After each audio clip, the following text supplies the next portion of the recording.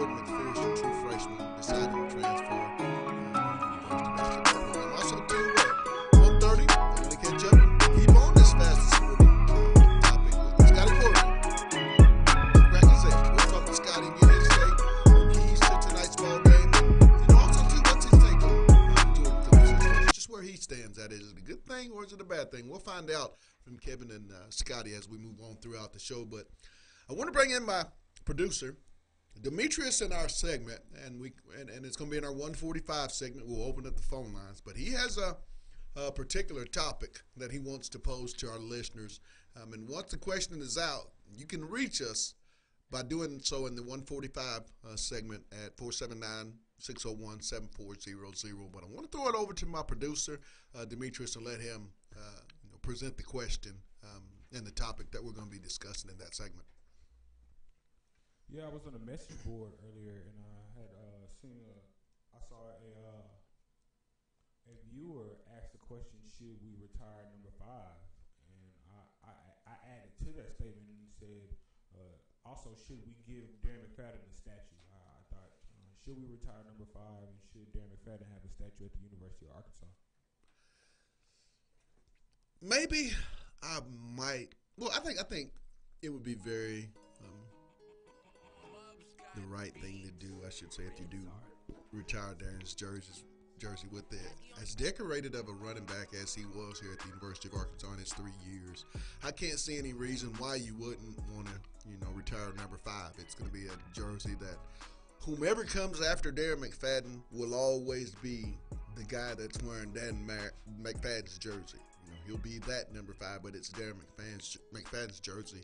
So I'm all for having his jersey retired. I think that would be tremendous for all the things. And you go back, and I'm just going to take the gloves off. You go back to all the Nolan Richardson situation. I think this would be a good thing because there's still a little bit of a black eye, following that Nolan Richardson things. And I still say, listen, Hunter Yurachek, all board members of the University of Arkansas, it should be Nolan Richardson Court at Bud Walton Arena. The guy's done too much for the program, too much for this university. It's long overdue.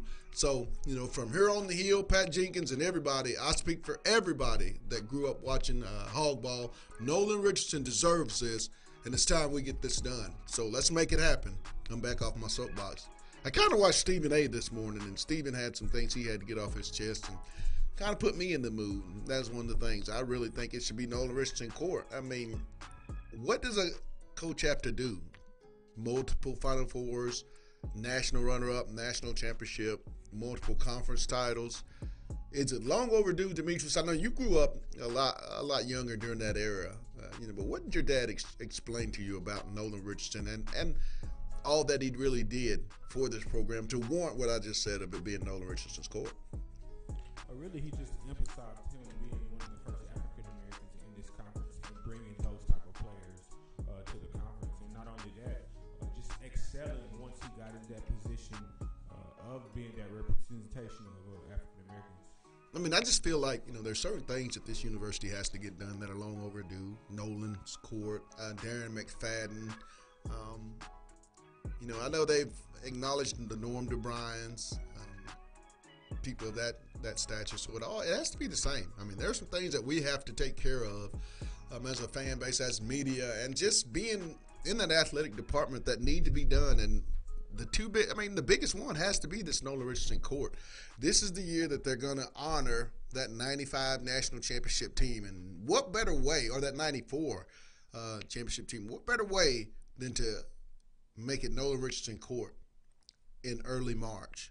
I can't think of a better way to say how much you really appreciated that era of basketball. I mean, those 2 years, Arkansas was 63-10. I mean, I just can't think of a better, more appropriate time than this season in March to name it Nolan Richardson's court. But, how are you with Jordan Phillips, freshman, a guy that you've heard me talk about him multiple times on the show. I'm a big Jordan Phillips fan. Do you think this hurts this program for this year as far as depth issues, or is it just a situation the young man just has to do what's best because he could kind of see he wouldn't be in the rotation in this campaign for the 19th season going forward. I think I always advertise players to do what's best for them. I know it's a team concept, but I know at the end of the day, even you can look at that Clemson situation, for example, with Kelly Bryant. The coach is always going to do what's best for the university. Right. He's going to do what's best for the bigger picture. When you really look at that, that just tells you no player is bigger than the program. So with that being said, I always believe sometimes there's times to be selfish, and when it comes to making decisions for your future, and especially depending on sports to be your breadwinner for the future, you have to do what's best for you. Try this on for size. The South Carolina Gamecocks, don't look now, but they're 2-0 in conference, having beaten the likes of Florida at Florida this past Saturday in its opener, and then hosting the Mississippi State Bulldogs, a team that I think has a chance or should be one of the elite top 4 teams in the SEC. They were able to knock the Bulldogs off last night. So, hats off to South Carolina. Frank Martin, he just seems to be one of those coaches that's always going to work with what he has. He's going to continue to get more out of what he has. I think it's just a guy that does a great coaching job each and every year, and it just continues on with the parity, how close this conference is going to be outside of Tennessee and Auburn. And like I said, I'll continue to throw Mississippi State in there. You just don't know what Mississippi State team's going to show up. Between those 3 teams, and then there's everybody else. So you got 11 teams jockeying from that 4 to 14 slot. I think it's just going to be a really good race. I think Arkansas has got their hands full tonight. Going to be a tough ball game as the Gators come in off that home loss to South Carolina. So now, Florida's got to come in and try to steal one on the road. That's the thing you have to do when you lose games at home in this conference. You have to go on the road and steal games, and that's where the Gators are. Arkansas is trying to hold serve, and also to go to 2-0 along with South Carolina to Tennessee in the early part of the conference. But we got a real big show. We caught up with Mike Anderson and his availability as he talked about this upcoming Florida game. And the things that Coach Anderson was really honing in on is, being focused. This is the second game of a young career for this basketball team. It's your 14th game as a collegiate player in games that count. So you got to protect the basketball. It's going to be big that Arkansas rebounds, gang rebounds. Guards are going to have to get in and help Daniel and Reggie and Gabe Osaborn, those guys.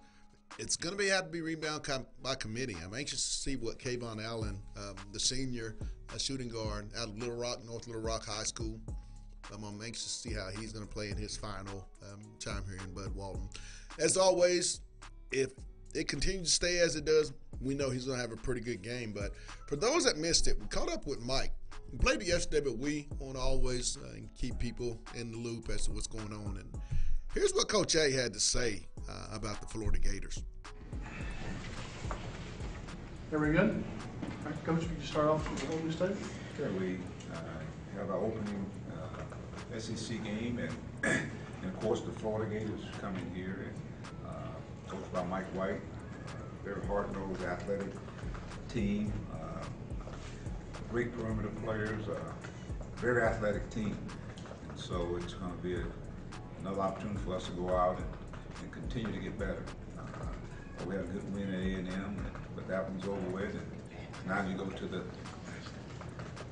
the next game, and it's a race. Because everyone started off 0-0 and got the first game out of the way. Now we go and play against a Georgia team, a Florida team that's really balanced score. It's played a tremendous schedule and had a tough loss against South Carolina. And of course, coming in here, you got a young man that played in the state of Arkansas, Kayvon. He had a big game here last time he played here, so it's I'm sure he's looking forward to the homecoming. But they got more than just Kayvon. Obviously, Jalen Hudson, we've seen what he's capable of doing. We played these guys, I guess the last time we played them was in the SEC tournament, and we were fortunate to win there. So, but that has nothing to do with this year's team. We're different, they're different. Should be a great atmosphere. Looking forward to an opportunity for our guys to go out and continue to get better. I think that's going to be the big key. Our bench play is is really starting to show itself, and I think that's going to be the strength of this basketball team. The guys that start out got to come out and get off to a good start, and I thought that was one of the things that took place at A&M, and so we got to do the same thing here. Defense got to be engaged. We got a lot of shooters. Lock kid is a knockdown shooter. And we know Jalen can shoot it, and Kayvon can score. Stone has had some pretty good games against us. And they do a really good job offensively spreading and attacking. And we've got to keep them off the board. They're a very athletic team. So again, it should be a great atmosphere in Bud Walton Arena. Looking forward to our fans really coming in and helping us start off the SEC at home in a good fashion. Yeah, Mike, SEC teams went 3-2 on the road on Saturday. Kind of, what does that tell you about the league? And then one of the teams that won on the road won Kentucky. What do you think that says about the league? What does that say about it? You guys got a great win on the road, but now, you know, you got to protect your home court. Well, every night it's going to be a war. Every game is tough. Teams are good, whether they play at home or on the road. So you better be playing some of you better be able to protect the home court. I think that's the biggest key. You got to protect the home court. But we knew, coming from last year into this year, so many teams that are bringing back real good players. And you look at a team like Ole Miss, they have some good players coming back. And Kermit's doing a really good job over there. But every night, it's going to be a war. So the balance, I think when you talk about the competition in our league, it's really good. Welcome back. It's our Wednesday edition of On the Hill with Pat Jenkins Sports Talk Radio. And it's time to talk a little Fastest 40. Arkansas is hosting the Florida Gators in their second SEC conference game, the home opener of their SEC season. And we want to talk a little Fastest 40. So what better way to do it than with our buddy of AR Hoops, Kevin McPherson. Kevin, welcome back to the Hill, my brother. Oh, Pat, good to be with you again, sir. Let's get off into it. Came out last night, before we get off into the Florida breakdown, came out last night that Jordan Phillips, true freshman forward, will be transferring from the University of Arkansas. How does this affect Arkansas, or, where do they go from here with this loss of such what I consider to be a good basketball player?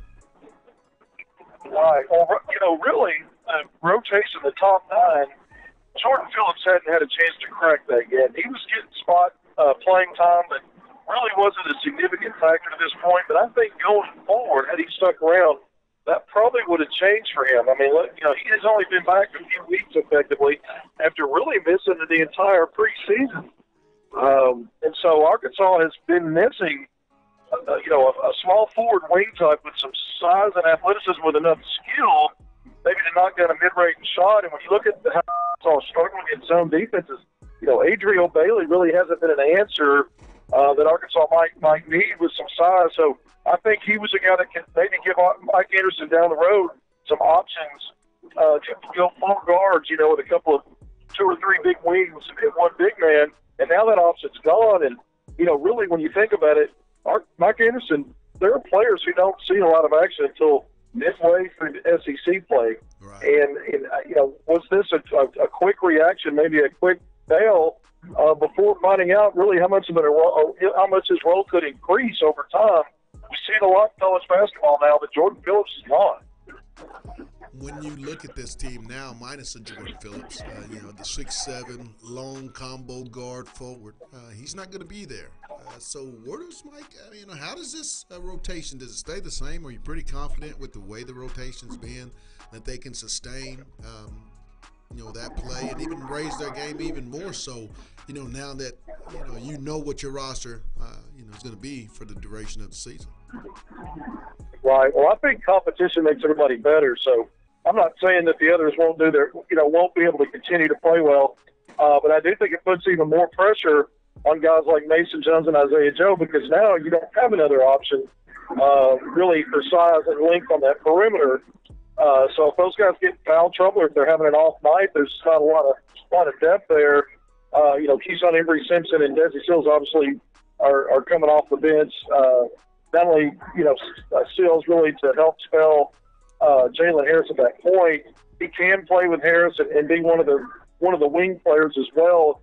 Since Embry has been more of a wing player, but neither he or Seals have a lot of height or size, so I think it does limit Arkansas long term with this team that's already short on depth. But it's not to say they still can't be successful. I mean, they're 10-3 and 1-0 in SEC play, and Jordan Phillips really didn't have a role or a hand in that success.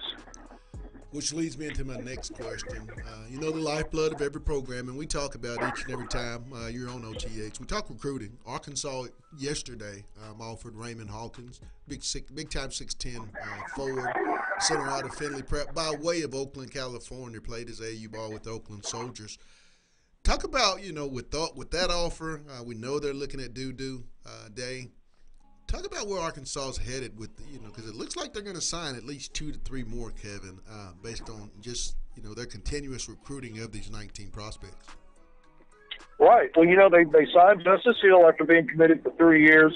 He joined the team last week, started practicing on Thursday, and I'm told he's already doing well in practice and he's enjoying himself. But, yeah, the 2019 class, it's not over. And you get to the spring, this Raymond Hawkins is 6'10" from the Oakland area. The same area where Darnell Robinson was a McDonald's All-American, and at one point in time, the all-time leading scorer in high school in California. And Hawkins told me that Arkansas coach, Scotty Thurman, this league recruiter, who played with Darnell Robinson, has made some comparisons. He's a sort of a big-bodied space eater that's nimble on his feet. He's got some good skill, but I think he's a guy, who picked up that Arkansas offer yesterday, a guy that Arkansas would love to have. He just recently picked up a Mississippi State offer, DePaul, St. John's, Kansas State office, Nevada, and UNLV. So he's got a good offer list. But a guy that I think as Arkansas looks to replace Daniel Gafford, you've seen a lot of interest in these interior players, and he's the latest. But even, you talked about Duguay. He's maybe a more versatile 6'9", 220 guy that can actually step out and have a kind of a Kevin Durant role. But, yeah, Arkansas. And then you've got Javon Franklin at Little Rock Parkview, redshirting this year at Holmes Community College because of a leg injury. He'll have 3 years to play, and I know Arkansas is trying to get him on for an official visit in January, February. He's got Arkansas high on his list with an impressive list of suitors. So, yeah, I think Arkansas could end up, in addition to Justice Hill, maybe get a Javon Franklin and another big man in the spring. So a total of 3 for the 19 class. When you look at this upcoming game, this is the second game for this young basketball version of the Fastest 40.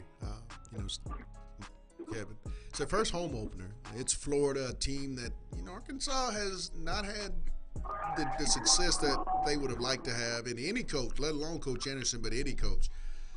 What are some of the keys that you're looking at heading into this game? Now, Kayvon Allen's going to come in, and every time he's coming to Bud Walton, he's had a pretty good game. What are you expecting in this ball game tonight? Arkansas comes in 1-0. Florida haven't lost a home opener to South Carolina.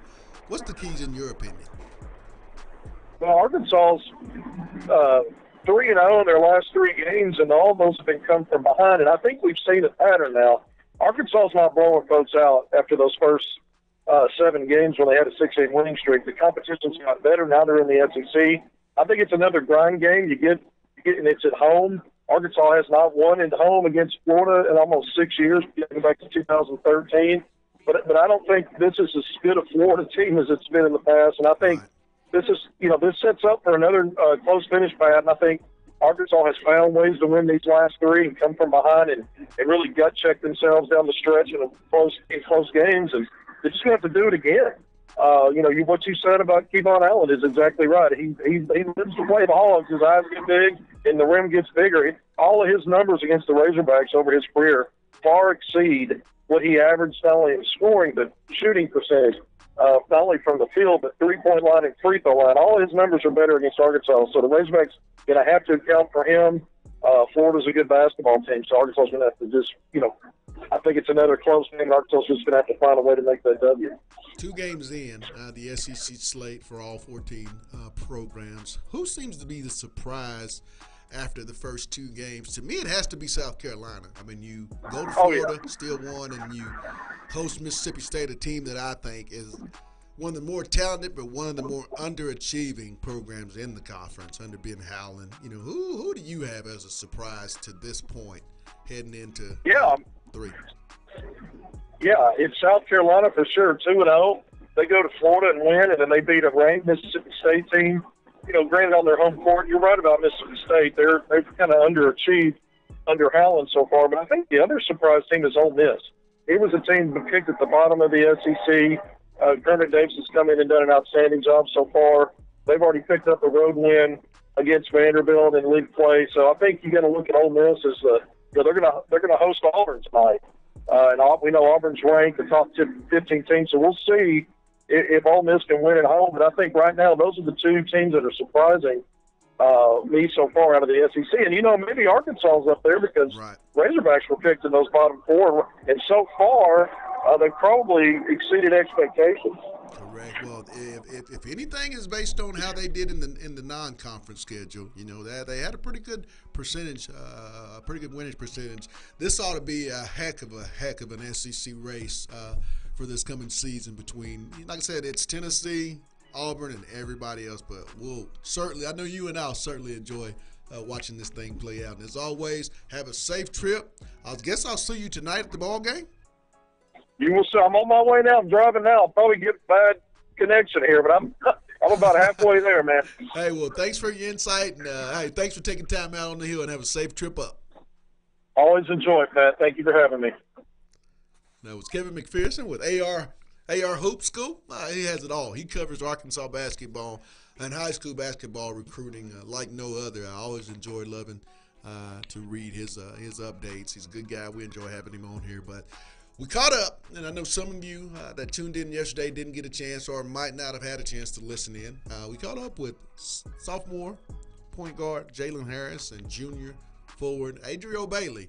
They're going to talk a little Florida, and this is what both those young men had to say. And then prior to that, we'll be back to talk more with Arkansas Democrat Gazette's Scotty Portland. He'll be up next, and we'll talk more Fast as Sporting. It's On the Hill with Pat Jenkins on KDSJ 479.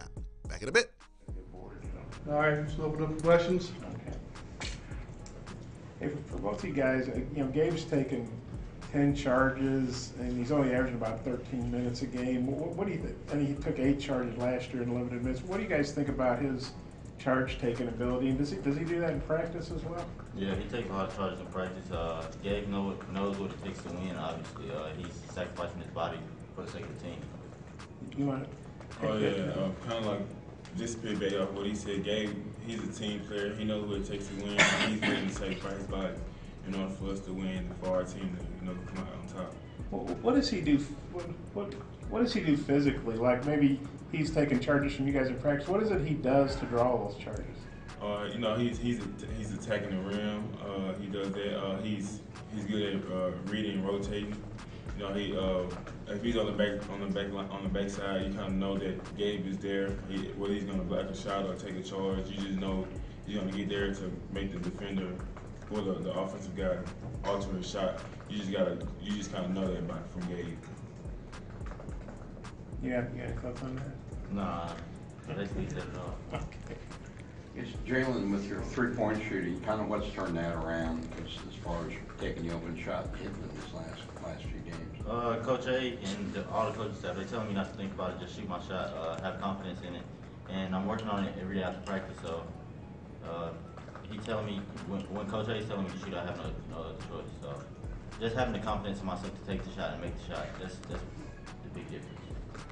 I guess also, do you want to know much about Florida yet, or what you expect from them? No, we don't. We're not really. We know from the SEC, every team is capable of coming in and, performing at a very high level. Right now, we're just focusing on us and getting better each and every day on us. Yeah, Jalen, I think you got 3 games this year with at least 7 assists and no turnovers. I guess just how much pride do you take in making good decisions? And Adriel, what's it like to play with a guy like that? With me, it's really, whatever I see, I try to get. So even if it's a risky pass, if I feel like I can get through there, I'm going to try. Coach A has a lot of confidence in me with taking care of the ball majority of the time. So just in practice, I try different things, see if it works. If it works against my guys, I know it's going to work in the game because they know what I like to do. And they read basically what I read. So just knowing I can do it in practice and I carry it right up to the game. Playing with a point guard like Jalen, I wish I had him in high school. He's a dream. He's my dream point guard. Can score when he wants to, can distribute, make plays. He's a point guard I always wanted. Now that I got him, we can only go up from here.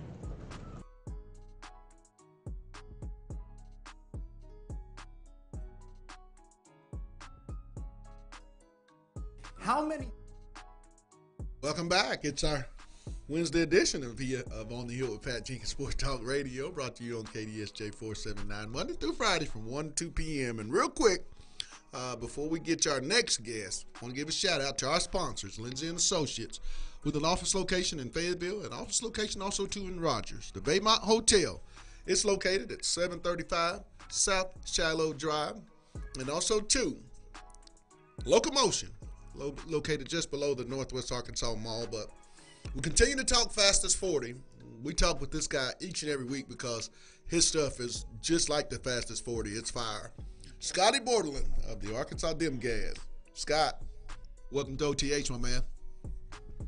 Yeah, thank you guys for having me. How are y'all? Off into it now. We talked earlier today, and I'm okay. I'm fine. I slept good last night after I got the news that Jordan Phillips would be moving on. But, how does this affect this ball club, in your opinion, going forward? Well, I think when we were texting back and forth a little bit earlier, I think I mentioned it puts them at like 9 deep max now, unless you get a guy like Ibby or Ethan Henderson coming off your bench. And it kind of takes away another guy. Gosh, I don't know, maybe with some length. Jordan hadn't played a whole lot, and that's kind of the thing. I know you talked about that quite a bit after games and stuff, and before press conferences when I talked to you. I think he saw his first playing time against Montana State. Since then, he only played in 6 games, drew 3 DNPs. So I think he was like slowly starting to come along. And I mean, when you're out for as long as he was with a knee injury, it's going to take time. Like, it's going to be a slow build-up, a slow process to get back. But yeah, I mean, it really just puts you at 9 deep, and I think that's probably as deep as you feel comfortable going now that he's not there. Scotty, how interested are you tonight when you get to the gym to watch how this team responds? It's the first time they've really been hit with adversity. One of their brothers deciding to transfer, the second game heading into their conference season. How big will that be to see how this team responds tonight? It's interesting. Like, I think it will. Like guys are going to notice that Jordan's not there. I think anytime that you're used to having a guy around, seemingly every day, I mean, he's at practice, he's working out with you, he's watching film and preparing for games, I would imagine. And I mean, if I was a player, I would kind of notice that Jordan isn't there. Like, I feel like they're gonna notice his absence a little bit. And that's another guy that he wasn't playing a whole lot. So I mean, he was on the sideline kind of for a little bit, kind of in a morale role, I guess, to kind of build spirits up and things like that. So that's what guys that I guess don't normally see the floor just a ton. That's probably what their role is, and I feel like that's what he was for a good part of the season. And I feel like they're going to miss his absence a little bit. But as far as like the on-floor stuff goes, I think they'll probably be all right. Well, we spoke with Mike on Monday about this ball game. He went back and talked about his bench and how they've been, starting to fill their roles and be real productive. Felt real good about what they were able to accomplish in College Station this past Saturday versus A&M. Do you think that's going to be a big key in tonight's 7:30 tip-off?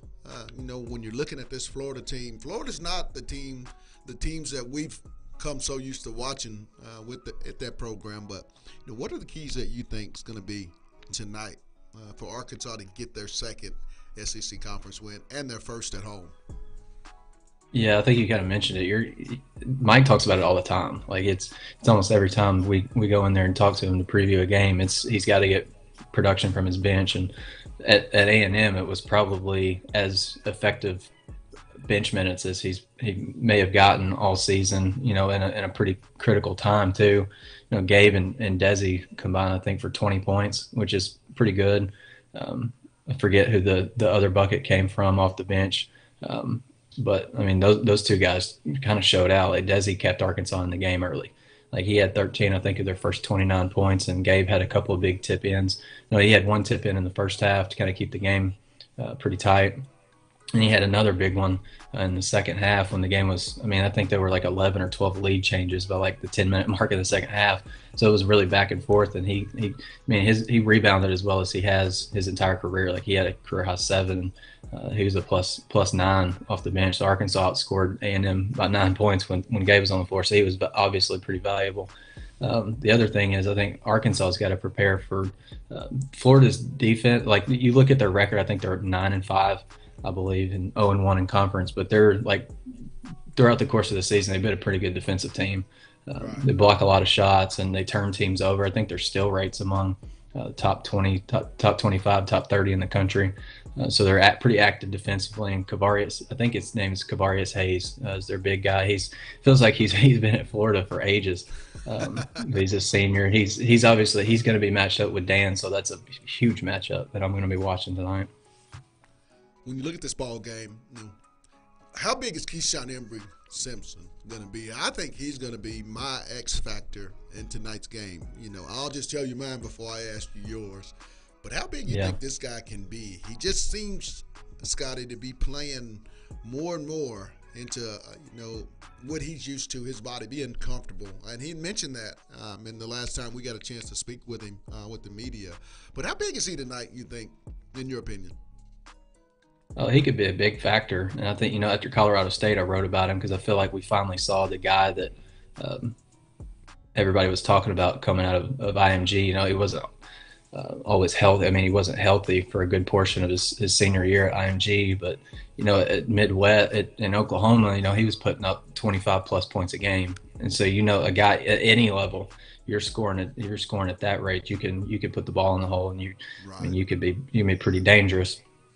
But we haven't seen him put a couple of pretty solid games together yet. Like he had a really big night against Austin Peay, which was huge. And it's just about consistency with him and his trust in a shot and not overthinking things. Just, man, you're a pure shooter. Like just let it fly. Like that's what Mason did against Texas A&M, and you see how it worked out for him. He's got to take advantage of those minutes. And if we can see him string a couple of games together, I think he could be a pretty dangerous piece. So I'm sitting at home last night watching the SEC, and I get another shocking view. South Carolina beats Mississippi State. We had just talked about this 2 days ago, Scotty, with not ever knowing what Mississippi State team is going to show out.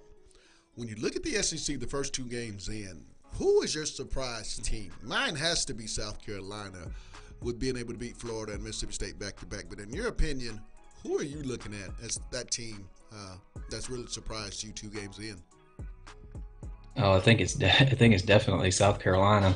I think a close second might be Ole Miss. I was watching their opener. I think it was their league opener against Vanderbilt, and they had a kid, Breon Tyree. I think he put 30+ on Vanderbilt on the road, which is not easy to do, just as oddly configured as that arena is.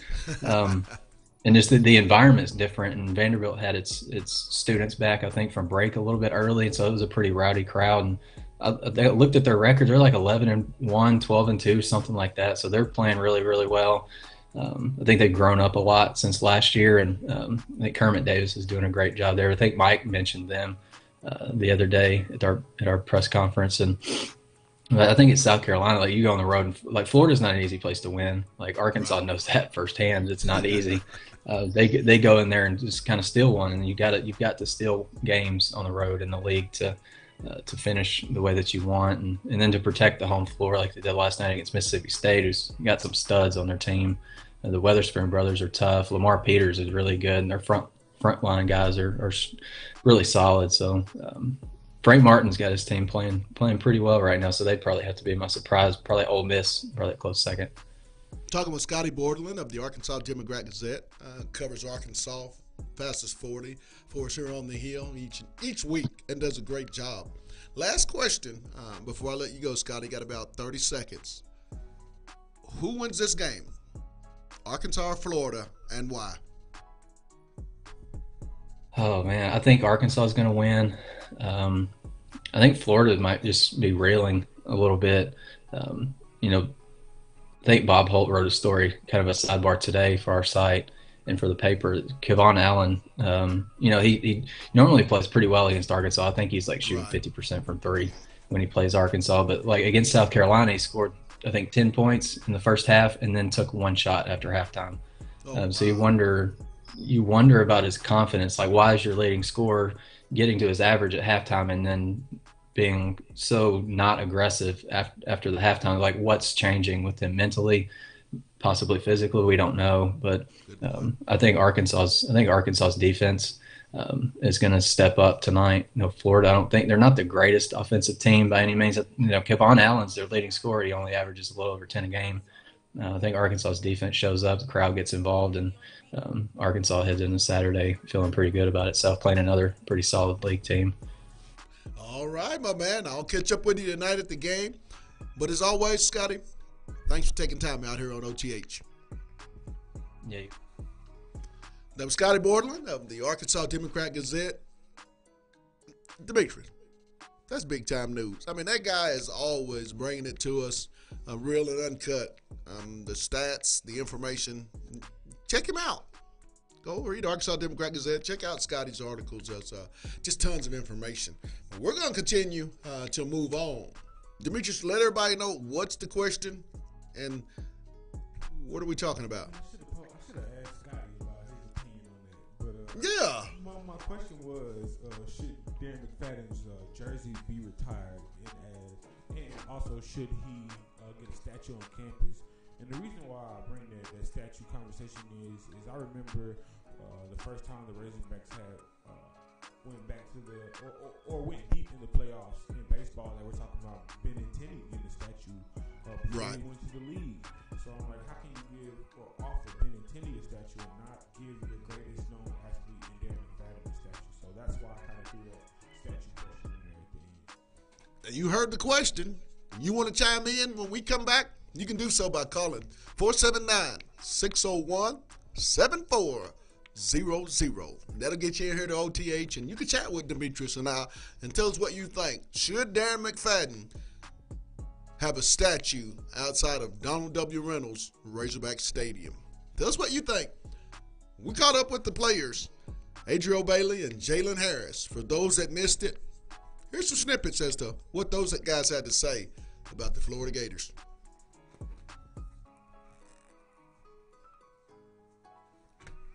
One of the best sharp. Mitchell, he twists around Bailey. He's down the lane for the bucket. Gets on an offensive rebound. And now you get a second opportunity. The defense is scattered around, can't identify the offensive player, and Mitchell does a great job of getting to the basket. There's Harris for Arkansas with the basket on this end. You mentioned T.J. Starks, the sophomore from Dallas. He has been asked to do much more this season. His first look off the mark. Here's Joe again, another three. And that tempo plays into what Looking Arkansas for wants that to do. premier scorer to step up. A rebound on the backside for Starks. Great lead feed to Savion Flag. You just see the type of athleticism. T.J. If you don't go to Gafford, why not Gabe Osaboyan, and he scores it off the window. Oh, he's come a long way. I thought that was great patience. He's a 15, 16-point scorer a game. Isaiah Joe with a nice cut, and there's Osaboyan. He's taking his fair share of shots. Just a few minutes off the bench. Jones lost it. Up ahead to J.J. Chandler with the finish. Example of it right there. Arkansas, one of the best in the country at forcing turnovers. They start crashing the glass. Desi Shooters in place and your point guard in place. Look out. I'm going to take that first with the system down. The SEC for the first time. The transfer. Going up against it. Flag hands off for the big man. Josh Siegel. That's all you got to do is down to make that pass into the paint. And he can score as well.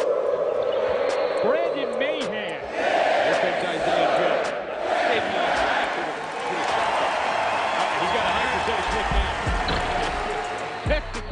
up too. Once in a while you get a little dip and jogging over on that weak side. And they still haven't gotten it down to Gafford. He gets the offensive rebound though, and the stick back for one more. And that's what you got to look out for with you. You know, he's sitting on 4 made threes right now. You go into someone's arena and shoot like that, you get a chance. Daniel Gafford sticks it in. Boyd has a shot. Josh Neiman. His 14-4 run.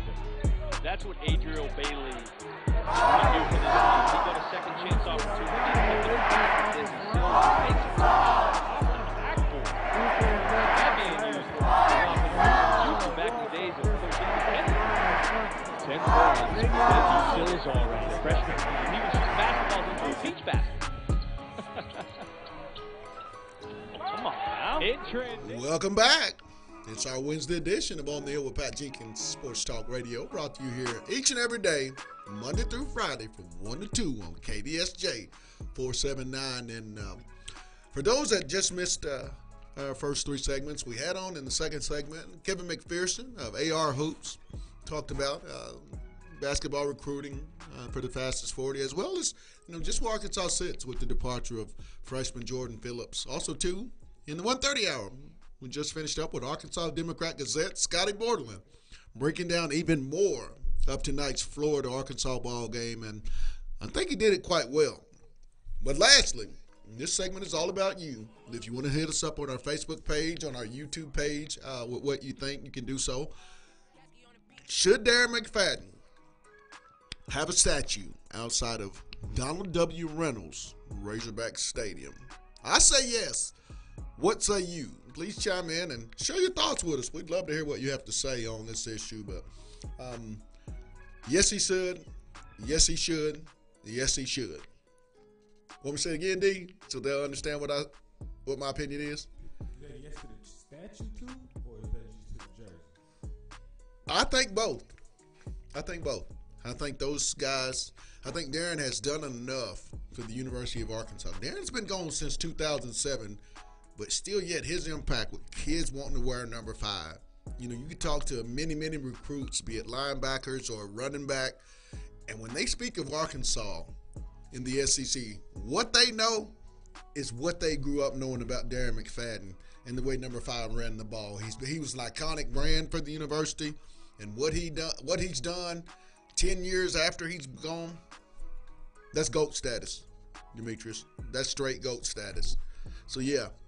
All of the above, jersey and statue, he should have both. I have to totally agree. I mean, when you look at Arkansas history as a whole, I mean, outside of Nolan Richardson and the track team, I don't know any Hall of Famers.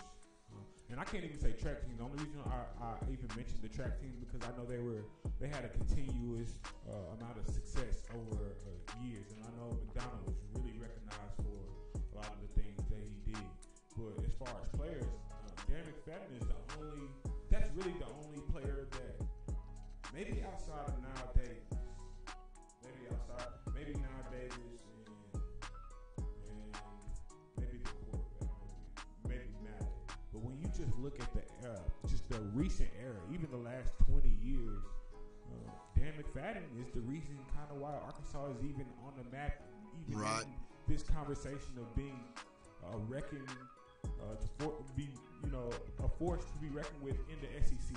I mean, to me, during those years that he was here, that was really when Arkansas was taken serious as contenders in the SEC. I mean, think about it, D. Rakeem Boyd wanted to wear number 5 here at Arkansas, particularly for that reason that Darren McFadden was one of his favorite running backs. I mean, the guy just had a tremendous impact on the way Arkansas and that football program and just the state of Arkansas as a whole has been viewed across the country. Darren, you should have it. Hunter Yurachek and that brass, listen up. Darren McFadden should have his jersey retired. If you don't give him a statue, let's go beyond and make that happen with that jersey retired. I just been on this What's Up Wednesday, ain't I? I think not only retiring his jersey and giving him a statue benefits Darren McFadden, but I think it benefits recruiting. Right. I think it's another proponent that Chad Morris can use to coerce guys to come here and say, hey, look, if you build a legacy and do something that's never been done, which to me, I really don't. Sorry, Razorback fans, I know y'all gonna be upset at this comment. My generation does not respect that 64. I won't say respect. Oh, I say acknowledge. We do not acknowledge us as a national champion. We need security to get out of the building now. I mean, that's just I'm young. Right, so, right. I'm of the BCS era. I'm of the national championship. I'm that type of guy. You are not in the so-called national championship game. You cannot call yourself a champion. Because if that was the case, we should have said UCF was a champion, right. a few years ago. So going back to that statement, I believe getting a statue of Darren McFadden not only motivates players to come here and build a legacy and to do something that hasn't been done. I think it's really going to be a great selling point for guys, that come here and say, hey, I'm coming here to build a legacy. I'm coming here to leave my mark on the University of Arkansas. And I think that's one thing I've really been impressed with Chad and his staff, Cody Vincent and the recruiting department. They've touched base with a lot of the tradition of the past and the present. And I think that's really what they were able to go out and sell to this 2019 class, because now kids can see, there was some success here at Arkansas, and it can be bridged. You have the Darren McFaddens, you had that Bobby Petrino era. You can get back to that. And then when you have a guy, when you're sitting across the country and you're a recruit, and Kirk Herbstreit says the day that the Clemson program changed was 2012, you instantly know that Coach Chad Morris had a part in the rebuilding and rebranding of that Clemson program. So all those things right now, I think Arkansas and Coach Chad Morris and just the Arkansas program as a whole has a lot of momentum, and it only helps when Darren McFadden continues to get nominated for the College Football Hall of Fame. You don't think Monte Smythe wasn't notified about that by one of the coaches here at Arkansas? I bet he was. But that's going to wrap it up. We'll be back tomorrow. Arkansas tips it off tonight at 7:30 on the SEC Network at home versus the Florida Gators. We'll have all post-game interviews, and I might even give you a little post-game from Bud Walton myself and tell you what I thought. But you don't want to miss it. And we'll be back tomorrow. It's On the Hill with Pat Jenkins. Oh, you know what, D?